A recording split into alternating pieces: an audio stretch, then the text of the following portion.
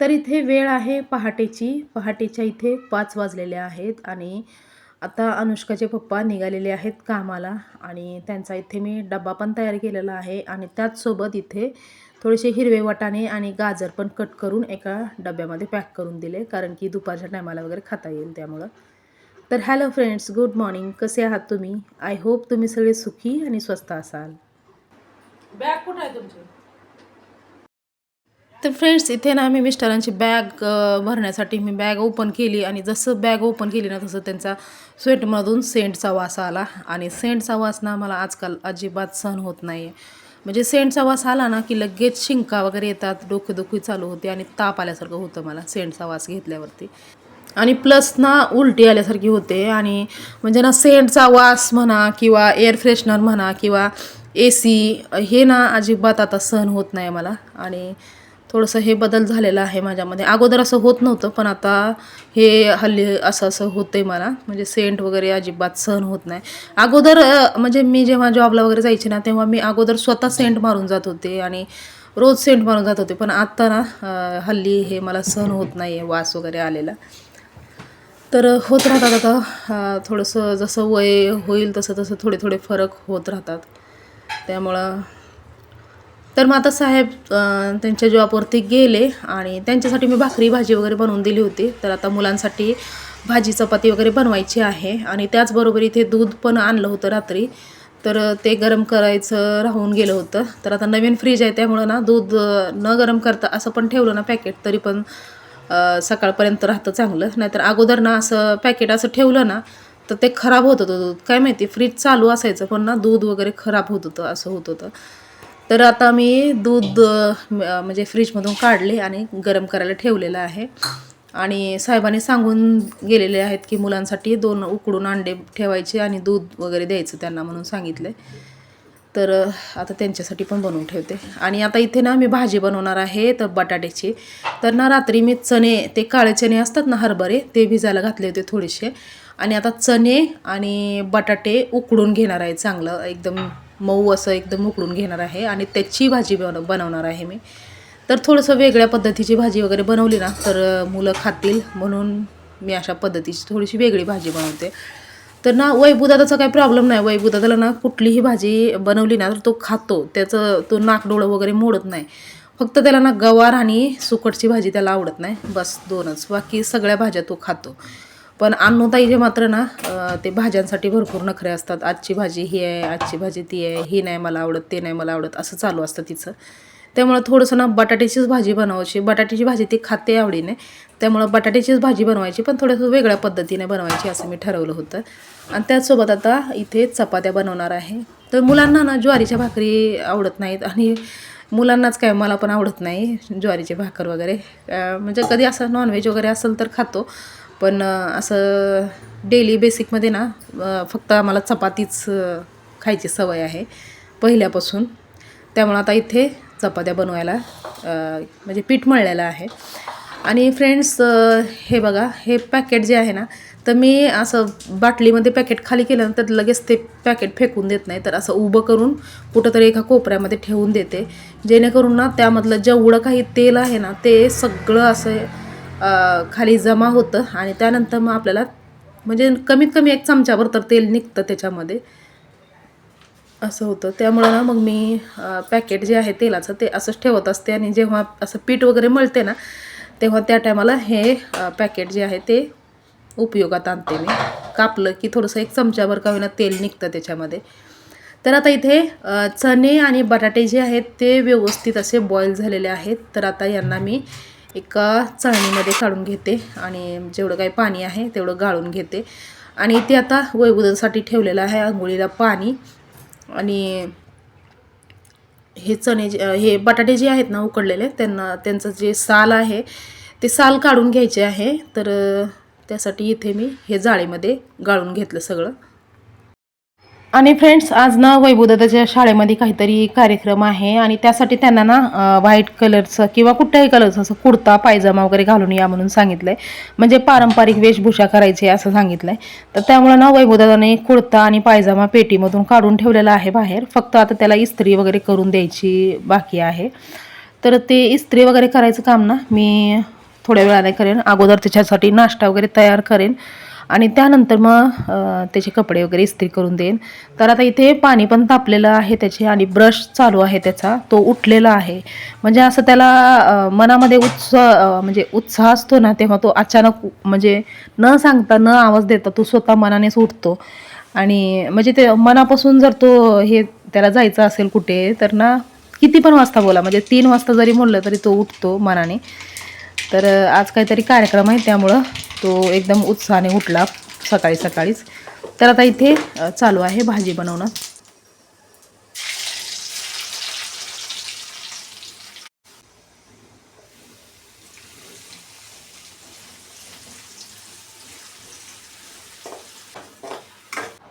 तर मी इथे भाजी बनवतच होती, म्हणजे भाजीला फोडणी देत होती. तोपर्यंतच वैभवदादा बोलला की मम्मी मला पाणी उतरवून दे, माझं झालेलं आहे ब्रश करून.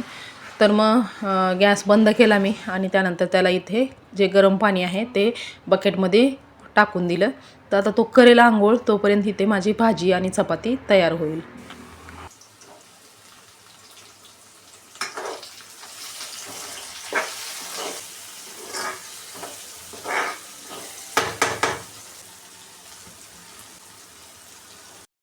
इथे राई, जिरे, कांदा, टोमॅटो फ्राय झाल्याच्या नंतर मी 2 चमचे काळं तिखट टाकलं, अर्धा चमचा धना पावडर, अर्धा चमचा जिरा पावडर आणि चवीपुरतं मीठ टाकून याला व्यवस्थित असं फ्राय करून दिलं.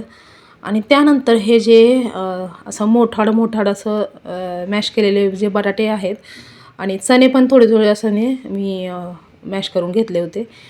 तर हे याच्यामध्ये ॲड केलं आणि आता हे सगळं व्यवस्थित असं मिक्स करून याच्यामध्ये ना थोडंसं पाणी टाकायचं आहे, म्हणजे ना ग्रेव्हीची भाजी तयार होईल इथे. आणि ना बटाट्याला जास्ती असं बारीक मॅश करायची गरज नाही, तर मोठं मोठं असं ठेवलं होतं मी, जास्ती बारीक नव्हतं केलं.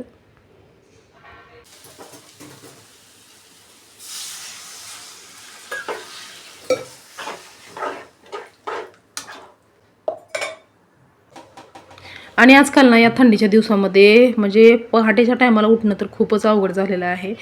आणि कसंबसं उठून मी साहेबांसाठी डब्बा वगैरे बनवून देत असते, पण त्यानंतर ना मात्र असं वाटतं की झोपावं.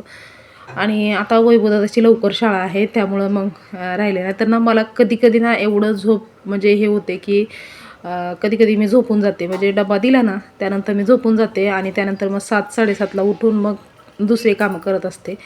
पण ना एकदा उठून पुन्हा झोपलं ना मग मात्र अजूनच जास्ती अवघड होतं उठणं. तर म्हणजे उठायला अवघड होतं, पण एकदाशी सगळी कामं थोडंसं वेळेच्या आधी झाली ना तर मग मात्र असं जिंकल्यासारखं वाटतं काहीतरी. आणि म्हणजे अव्वल नंबर आला माझा कामामध्ये असं वाटतं आणि मनामध्ये एक खुशी निर्माण होते. त्यामुळे ना ती खुशी भेटण्यासाठी मात्र स्वतःला आवरून म्हणजे हे करावं लागतं. आणि यंदाची थंडी ना जरा जास्तीच भयंकर आहे. म्हणजे इतर वर्षी काही वाटत नाही एवढं, पण ह्या वर्षी ना खूपच थंडी आहे, जास्तीच एकदम फ्रीजमध्ये असल्यासारखं वाटतं, एवढी थंडी आहे. आणि ना बाकी उन्हाळा पावसाळा असं म्हणजे काही वाटत नाही, सुस्त आणि आळस वगैरे असं काही वाटत नाही. पण ना हे हिवाळ्यामध्ये ना खूपच म्हणजे त्रास होतोय मला तर हे. आणि उठायचं म्हणलं ना तर खूप जीवावर येते. तर आता इथे ना हे जे चपातीची टोपली आहे ना तर त्याच्यामध्ये ठेवायला ते मला ना पॅकेट सापडतच नव्हते. ते चपातीसाठी जे ऑनलाईन पॅकेट मागवले होते ते सापडतच नव्हते, त्यामुळं मी ना पेपर ठेवला होता, न्यूजपेपर. त्यानंतर मला ना सापडलं ते आणि अन्नूताईने शोधून दिलं मला ते, तर मी ठेवलं ते. तर आता वैभवदादाचा म्हणजे शाळेत निघायचा वेळ झालेला आहे त्यामुळे त्याला पटकन भाजी आणि चपाती देते. सकाळी सकाळी भाजी चपाती खायचं म्हणलं की आवडत नाही मुलांना, पण ना गरम गरम असलं ना तर ते जातं, कसं तरी खाल्लं तरी जातं, त्यामुळं मी देते. आणि ना माझ्या मुलांना जास्तीत जास्त मी ना भाजी चपाती वगैरे खाल्लं तर चालतं, पण ना ते बिस्किट आणि चहा, खारी, टोस्ट हे ना रोजच्या रोज नसतं आम्हाला. तर म्हणजे मी सवयच लावली नाही तशी मुलांना. म्हणजे उठल्या भाजी चपाती खा किंवा चहा चपाती खा किंवा काहीही खायचं असेल खा, पण घरातलंच खा. बाकी कधीतरी असं म्हणजे खारी, ठोस, बिस्किट हे कधीतरी असतं, रोज रोज नसतं. तर आता वैभवदाला दिलेला आहे नाश्ता आणि त्याचबरोबर दूध पण ह्या ग्लासामध्ये भरून तिथंच ठेवते त्याच्या बाजूला, म्हणजे त्याचा नाश्ता झाला की मग तो दूध पण पिऊन घेईल. आणि मग त्याचा नाश्ता चालू आहे तोपर्यंत मी इथे त्याचा जो कुडता आहे त्याला इस्त्री करून देते. आणि हा कुडता ना त्याला जयंतीमध्ये घेतला होता, व्हाईट कलरचा कुडता. तर आता तो ह्या पण कार्यक्रमात उपयोगाला आला त्याला.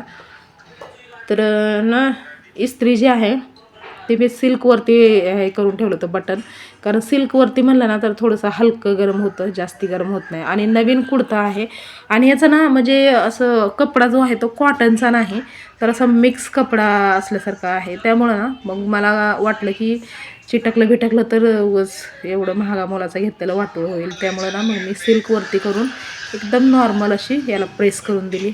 तर आता इथे झालेली आहे वैभवदादाची तयारी आणि तो निघाला आहे त्याच्या शाळेमध्ये. तर सकाळची वेळ होती आणि थंडी तर खूपच होती. त्यामुळं मी त्याला बोलले की कानाला वगैरे काहीतरी टोपी वगैरे घाल किंवा रुमाल वगैरे तरी बांध. टोपी तर त्याला आवडतच नाही घालायला, पण रुमाल तरी बांध म्हणलं तर तो नको बोलला आणि गेला तसंच. तर हे आजकालची मुलं अशीच असतात, म्हणजे त्यांना काही शाळेत चाललं ना तर असं काही बांधून जायचं, काहीतरी स्वेटर वगैरे घालून जायचं म्हणलं ना त्यांना लाज वाटल्यासारखी वाटते. त्यामुळे ते तसंच जातात. नाहीतर आम्ही ना आमच्या शाळेमध्ये जाताना आम्ही मात्र ना फुल स्वेटर वगैरे घालून जात होतो आणि आम्हाला काही वाटत नव्हतं एवढं. पण हे आजकालची मुलं जरा जास्तीच हुशार आहेत, त्यामुळं त्यांना ना ते लुक कसा दिसतो ह्याच्यावरती हे असतं. बाकी थंडी वगैरे हो म्हणजे लागते याचं काही वाटत नसतं त्यांना. तर आता हे बघा 7:30चं वातावरण आणि म्हणजे 7:30 म्हणजे 7:15 झालेले आहेत. तर म्हणजे उजडलेलं आहे थोडंसं. आणि कबूतर बघा, कबूतर मात्र कुठून येतात काय सांगता येत नाही. आणि इथे ना बाहेर पण ना बाल्कनीमध्ये थोडंसं काहीतरी सुकायला वगैरे ठेवलं ना, डाळ वगैरे काहीतरी, लगेच कुठून कबूतर येतात काय, त्यांना कसं कळतं काय माहिती, लगेच जमा होतातच. तर फ्रेंड्स आता इथे वैभवदादाची आंघोळ तर झाली, तो गेला त्याच्या शाळेमध्ये. आणि त्यानंतर मी इथे अन्नूताईच्या आंघोळीसाठी पाणी गरम करायला ठेवलेलं आहे, कारण की ती पण आज लवकर उठली होती. म्हणजे मुलं काय करतात एकमेकाचा इसाळानं झोपतात पण आणि उठतात पण. म्हणजे रोज कसं एक जण झोपलं की दुसरं पण तसंच आळस घेऊन झोपत असतं. पण जर एखाद्या दिवशी असं एखादं लवकर उठलं ना तर लगेच दुसरं पण लवकर उठतं. असं होतं माझ्या तर घरामध्ये. तर इथे मी तिच्या आंघोळीसाठी पाणी ठेवलेलं आहे आणि तोपर्यंत मी चपात्या पण सगळ्या उरकून घेतलेल्या आहेत. तर तिसऱ्यांदा ती बॅच होती माझी. अगोदर मी ज्वारीच्या भाकरी केल्या, त्यानंतरनं 2 चपात्या केल्या वैभवसाठी, त्यानंतर बंद केलं आणि पुन्हा तिसऱ्या स्टेपला मी पुन्हा सगळ्या फायनल चपात्या करून आता झाकून ठेवल्या पॉकेटमध्ये. आणि त्यानंतर आता इथे हे जे काही भांडे काढले होते स्वयंपाकासाठी वगैरे, ते सगळे भांडे मी घासून स्वच्छ बास्केटमध्ये ठेवलेले आहेत. तर आता किचन पण स्वच्छ पुसून घेते, कारण की स्वयंपाक वगैरे केला ना तर एकदाशी पूर्ण किचन व्यवस्थित असं पुसून घेतलं ना तर जरा चांगलं वाटतं. तर आता इथे सगळं काम तर झालं होतं, पण ना बाल्कनीमध्ये रोपांना पाणी द्यायचं काम बाकी होतं. तर मी टोपामध्ये पाणी भरून सगळ्या रोपांना पाणी वगैरे दिलं. आणि त्यानंतर इथे आली आहे हॉलमध्ये. तर टेबलवरती बघा आमच्या किती पसारा, म्हणजे काय काय आणून ठेवलेलं आहे याच्यावरती. जे काही सामान असतं कोणी पण काय पण याच्यावरती ठेवून देत असतात. तर ते सगळं सामान व्यवस्थित आपापल्या जागेवरती ठेवणं. आणि इस्त्री पण आता थंड झाली होती, तर इस्त्रीला पण गुंडाळून वगैरे ठेवावं लागेल. आणि खास करून ना हे चार्जर तर ना घरामध्ये 3-4 चार्जर आहेत. तर ना पूर्ण असं वायरी आणि चार्जरच सगळीकडे दिसतं. त्याच्यामुळं तर मला खूप कंटाळा येतो चार्जरचा. तर ते चार्जर पण काढून मी म्हणजे ठेवून दिलं. आणि इस्त्री पण आता थंड झाली होती, तिला पण ठेवून दिलं. त्यानंतर चालू केलेली आहे ते डस्टिंग. आणि ना म्हणजे घरामध्ये ना लादी पुसायच्या अगोदर पूर्ण व्यवस्थित असं, म्हणजे जे काही हा टेबल आहे, टीपाय आहे, झालं तर फ्रीजरचा डोअर म्हणा, आणि त्यानंतर सोफा वगैरे, हे सगळं ना स्वच्छ केल्याशिवाय ना लादी पुसलं तर चांगलं वाटत नाही. म्हणजे हे सगळं ठेवून दिलं असं जर डायरेक्ट लादी पुसली ना तर ते असं वाटतं की लादी पुसलीच नाही, म्हणजे काहीतरी असं घाण असल्यासारखं वाटतं घरामध्ये. त्यामुळं ना मी कितीही उशीर झाला तरी व्यवस्थित डस्टिंग करते. जिथे जिथे म्हणजे जेवढ्या काही नेमलेल्या वस्तू आहेत त्या सगळ्या, म्हणजे बेडरूममधला पण तो टेबल आहे तो, झालं तर टीपाय, बाहेरचा मोठा टेबल, हे सगळं जेवढे काही जिथे डस्ट दिसते ना ते मी सगळं पहिलं एक कपडा घेऊन फिरते मी पूर्ण घरामध्ये. सगळं पुसून घेते आणि त्याच्यानंतर मग लादी पुसत असते. तर आता इथे बाकीचं काम चालू करायच्या अगोदर मी माझं जे काम आहे हे कपडे निरम्यात भिजायला घालायचं, तर हे अगोदर उरकून घेते, जेणेकरून सगळे कामं होईपर्यंत कपडे व्यवस्थित असं भिजून निघतात आणि त्यानंतर मग त्याला ना थोडंसं जरी घासलं तरी कपडे स्वच्छ निघतात. तर आता इथे डस्टिंग वगैरे सगळं झालेलं आहे आणि त्यानंतर मी इथे पूर्ण घराला व्यवस्थित असा झाडू मारून घेते. आणि बेडरूममध्ये वगैरे झाडलं होतं अगोदरच, पण पूर्ण कशाला व्हिडिओ बनवायचा म्हणून मी काय बनवलं नाही, कारण की उगाच म्हणजे व्हिडिओ जो आहे तो मोठा होतो, जास्ती लेंथवाला व्हिडिओ होतो. त्यामुळं ना आता फक्त हॉलची आणि किचनचे म्हणजे झाडू मारायचं बाकी होतं, तर ते मारायचं आहे आणि त्यानंतर ना मग लादी पुसून घ्यायचं काम जे आहे ते करायचं. आणि काम ना थोडंसं लेट झालं तरी चालेल, पण ना पूर्ण क्लीन असं झालं पाहिजे. म्हणजे एकदाशी घराची लादी पुसली ना मग पूर्ण असं फ्रेश वाटलं पाहिजे घरामध्ये पूर्ण, असं काम करायचं असतं. आणि तसंच केलं तर मला बरं वाटतं. नाही तर थोडंसं ठेवलं बाकी, थोडंसं असं हे केलं ना तर मग ते ना असं वाटत नाही की आपलं घराची स्वच्छता पूर्ण झालेली आहे, असं वाटत नाही. त्यामुळं डस्टिंग हे माझं रेग्युलर काम आहे आणि रेग्युलर डस्टिंग केल्याशिवाय मी लादी वगैरे पुसतच नाही. आणि आज बघा वैभवदादाची शाळा लवकर होती, त्यामुळं ना इथे सगळ्यांच्या आंघोळी वगैरे झाल्या. मी पण आंघोळ वगैरे केली, अनुताईनी पण केली आणि वैभवदादाने पण केली, ते साहेबांनी पण. म्हणजे सकाळी सकाळी सगळ्यांच्या आंघोळी वगैरे झाल्या, त्यामुळे ना आज जरा कपडे लवकर धुवायला घेतले. नाहीतर ना असं आंघोळी वगैरे बाकी असल्या ना मग कपडे धुवणं होत नाही. आणि एकदाशी ना काम कंटिन्यू चालू ठेवलं ना तर मग कामं पटापट होतात. आणि काम करत करत अचानक एखादं काम राहिलं आणि त्यानंतर आपण बसलो ना मग त्यानंतर मग ते जे राहिलेलं काम आहे ते पूर्ण करायला ना खूप म्हणजे खूप उशीर होतो.